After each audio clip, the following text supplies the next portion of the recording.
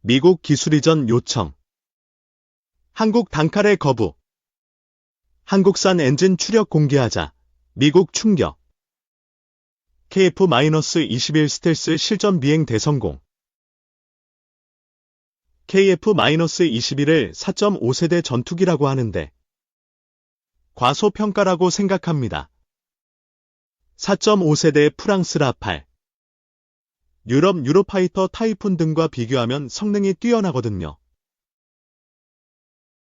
그래서 저는 5세대, 완전한 스텔스 기능을 갖춘 전투기에 가까운 4.9세대 전투기라고 부릅니다. 게다가 가격까지 4.5세대에 비해 훨씬 저렴합니다.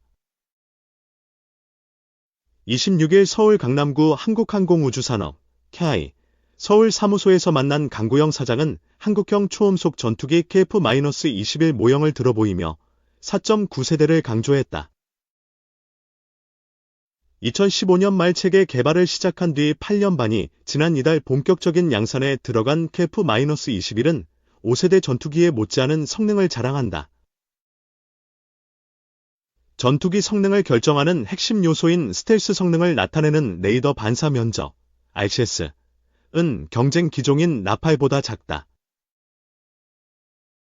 반면 대당 가격은 KN은 공개하고 있지 않지만 경쟁 기종보다 30에서 40%가량 저렴한 것으로 알려졌다.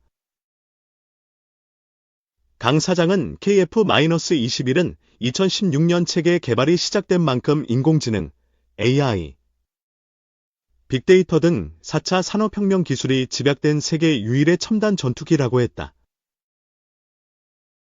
그는 라팔이나 F-16은 3세대로 시작해 개량을 통해 4.5세대로 성능을 최대치로 끌어올린 기종인 반면 KF-21은 4.5세대를 기본으로 6세대로 진화할 전투기다. 21세기에 개발된 유일한 4.5세대 전투기이기도 하다며 그런 만큼 전투기의 눈으로 불리는 능동전자주사식, SA, 레이더나 각종 전자전 장비가 얼마나 잘 들어가 있겠냐고 자신감을 보였다. 한국항공우주산업은 지난달 방위사업청과 KF-21 20대 양산 계약을 체결했다. 내년에 20대를 더 계약해 2028년까지 공군의 공대공 무장형 40대를 우선 납품할 예정이다. 체계 개발이 끝나는 건 2026년이다. 강 사장은 K방산에 대한 호평이 이어지면서 일부 동남아, 중동, 유럽 국가가 KF-21 관련 구체적인 정보를 요청하는 등 큰 관심을 보이고 있다고 했다. 아직 개발이 다 끝나지 않은 전투기 관련 정보를 다른 나라들에서 요청하는 건 미국 전투기 외엔 거의 없는 일이다. KF-21은 1999년 당시 김대중 정부가 항공우주 산업개발정책심의회에서 전투기 독자 개발 계획을 논의한 이후 25년 만에 양산에 착수한 역사적 항공기이다. 사업 초기에는 비용이 많이 들고 개발 실패 위험성이 커 해외에서 구매하자고 주장하는 목소리도 컸다. SA 레이더 체계 통합 기술 등 핵심 기술 이전을 미국이 거부하면서 자체 개발로 급선회하는 등 우여곡절도 많았다. 예비역 공군 중장으로 현역 시절 미국산 전투기 F-4를 조종한 강 사장은 KF-21이 수많은 난관을 뚫고 양산에 착수한 것에 대해 만세를 부르고 싶다고 했다. 그는 공군 후배들이 한국이 만든 이 초음속 전투기를 타고 전 세계를 누빌 생각을 하니 부럽다며 F-50 전투기와 T-50 고등 훈련기, KT-1 기본 훈련기가 인도네시아, 폴란드, 말레이시아, 이라크, 페루, 터키 등에 수출됐는데 KF-21과 최근 실전 배치가 끝난 수리온 기동헬기 수출에 박차를 가해 2030년엔 전 세계 대륙에서 국산 항공기가 비행하는 모습을 볼 수 있게 할 것이라고 말했다. 다음은 일문일다. 에어쇼 전시장 네카이 부스의 KF-21은 물론 F-50, 한국형 기동헬기, HERD-1, 수리온 등의 7분의 1 크기 모형이 전시돼 있었다. 과거엔 주로 제3세계 사람들이 K의 부수를 찾았는데 K방산의 높아진 위상 덕분인지 올해는 유럽 사람들이 눈에 띄게 많이 찾았다. 영국, 스위스, 스페인, 오스트리아, 폴란드 등에서 많이 왔다.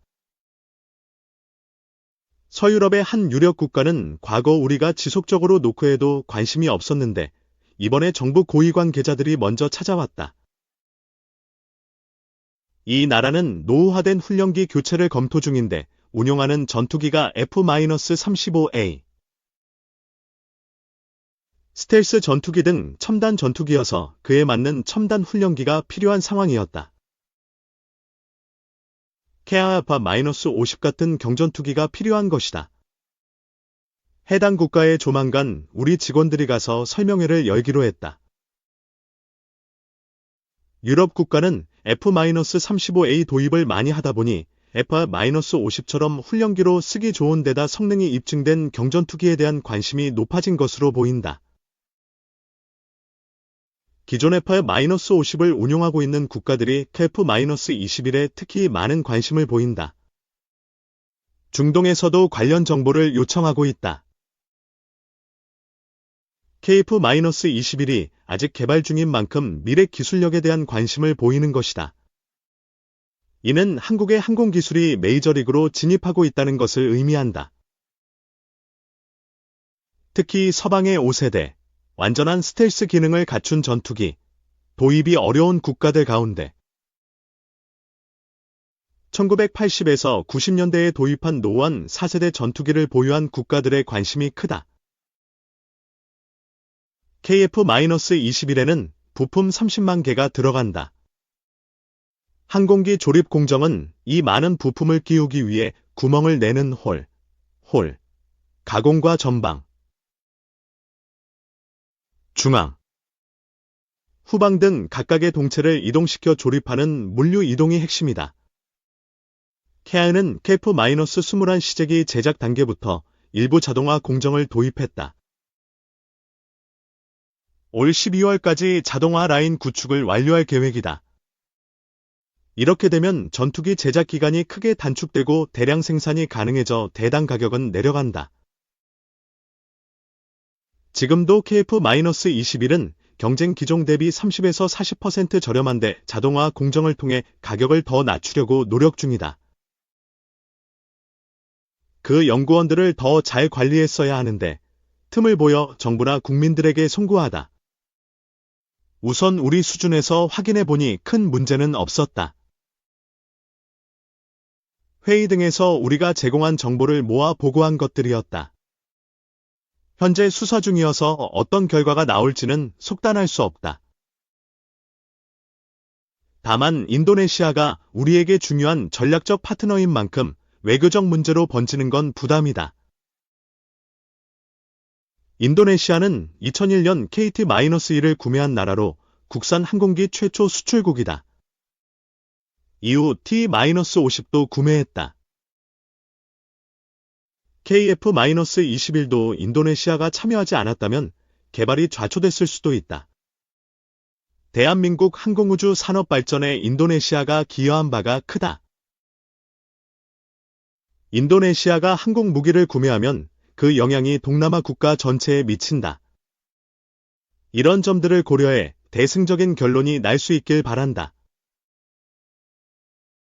KF-21 개발 과정에서 원가 절감 등 노력이 있었다.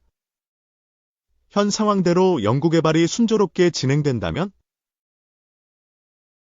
5천억에서 6천억 원 정도 비용이 절감될 것으로 보고 있다. 그럼에도 부담이 매우 큰 금액이지만 정부와 K가 분담해내는 방향으로 갈 수밖에 없다. 공대공 무장형 1단계 개발은 거의 끝났다.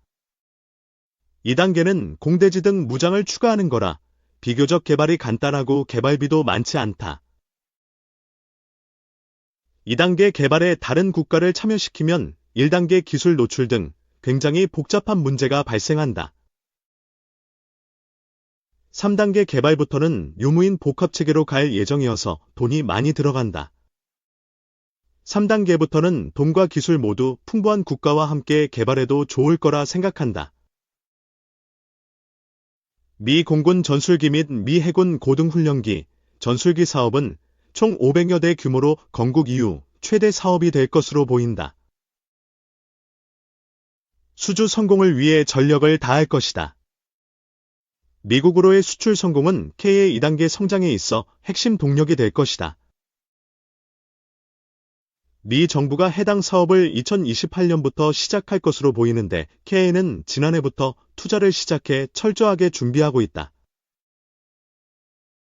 10년 이상 군과 공공기관에서 잘 운영하고 있기 때문에 개발에 성공했다고 본다. 현재 군용 외에도 의무 후송 헬기, 상륙 기동 헬기, 경찰 헬기 등 10여 개 기종으로 파생돼 있다. 지난해 11월엔 두바이 에어쇼 현장에 수리온 수출 기본형 시제기를 전개해 시범 비행을 하는 등 마케팅을 본격화하며 국제적 인지도를 쌓고 있다. 어떤 국가 고객이 주문하더라도 수리온을 맞춤형으로 제작할 수 있다. 현재 5개국에서 수리온 구매에 관심을 보이며 정보를 요청해 온 상태다. 3개 국가는 구체적인 제안을 해올 정도로 높은 관심을 보이고 있다. 정부가 앞장서서 내가 대표로 사인해 줄게 하는 식으로 수출 협상을 이끄는 게 중요하다. 여기에 더해 중요한 건 패키지 지원이다. 프랑스나 이탈리아의 경우 예를 들어 비행기를 사면 배를 준다든지 명품 회사를 만들어준다든지 구매국 구미가 당길 만한 방산 수출 패키지를 많이 제시한다. 우리는 현재 도태된 함정이나 포 등을 무상 양효해주는 것에 그친다.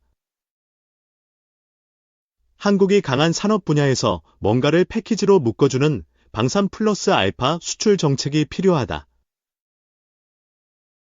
현재 케아의 항공기 주력 라인업도 굉장히 뛰어나다. 문제는 그 라인업으로는 최대 30년밖에 못 버틴다는 것이다. 그래서 지난해 1월 6대 대형 신사업 비전을 선포했다. 미래, 6세대, 공중 전투 체계, 수송기, 차세대 기동 헬기, 미래 비행체, AV, 위성 개발 서비스, 우주 탐사 솔루션, 미래 소프트웨어 강화 등이다. 특히 미래 공중 전투 체계는 6세대 전투기를 중심으로 전투기가 임무와 정보를 주면 편대를 형성해 비행하는 무인기와 AI 조종사가 있는 무인 전투기가 정찰을 비롯해 공격 등 전투를 수행하는 유무인 복합 체계다.